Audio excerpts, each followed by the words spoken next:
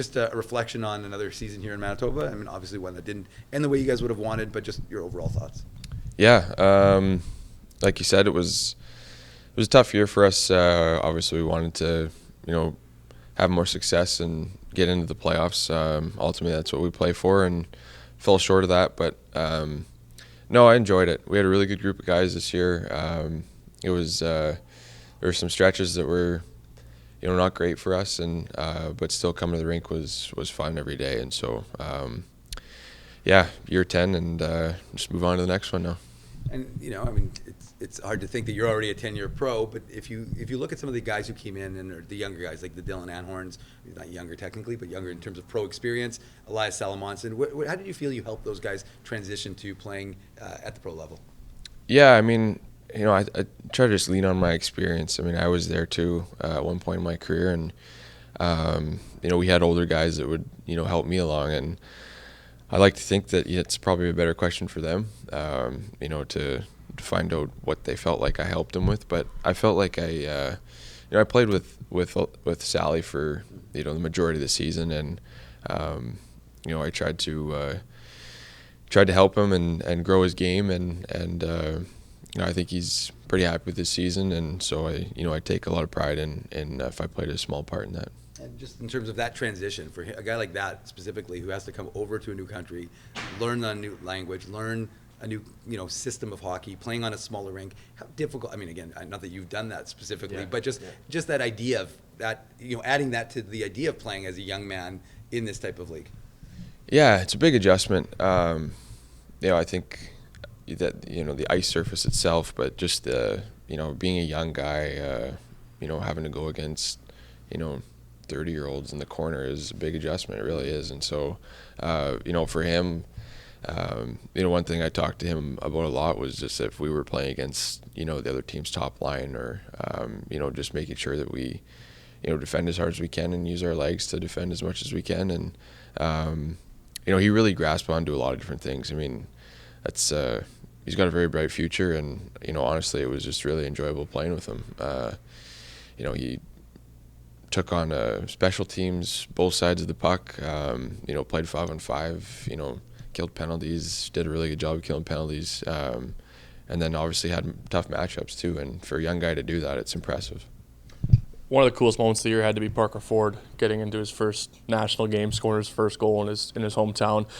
We've seen guys go up, obviously, and playing their games and stuff like that, but what was that like, being able to see Parker go play in his hometown, like we said, and get his first goal in his hometown? Yeah, no, that was awesome. I was super happy for Fordo. He, he's obviously, he's worked really hard.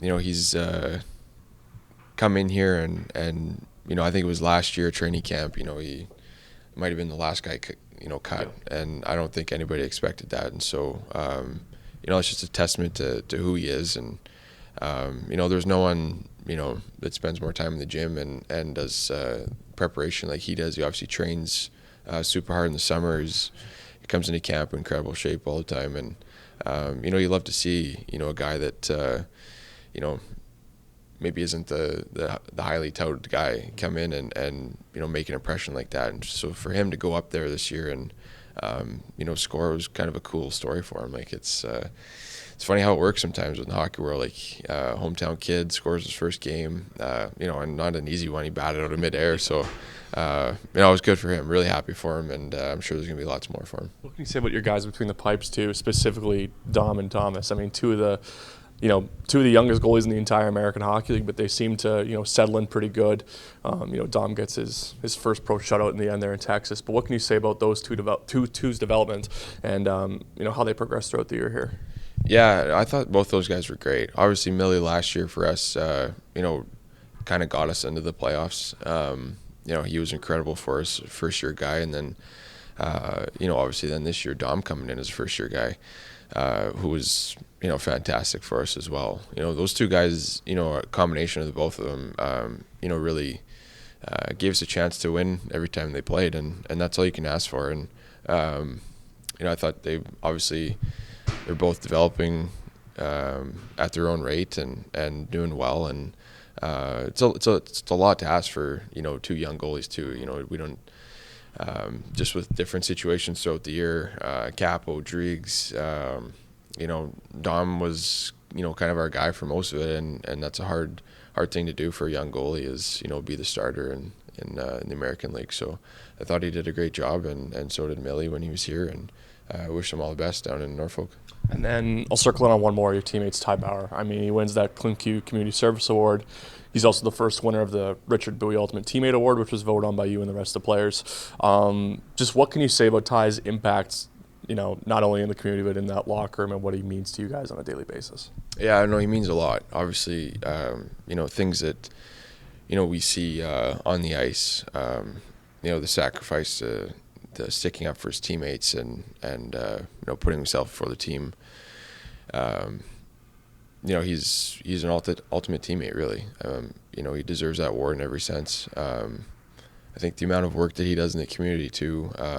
Obviously, it's really nice to see that recognition for him, and he's just a great teammate. He, like I said, he does everything he can for the team on and off the ice, and that's why he's deserving of those awards for sure.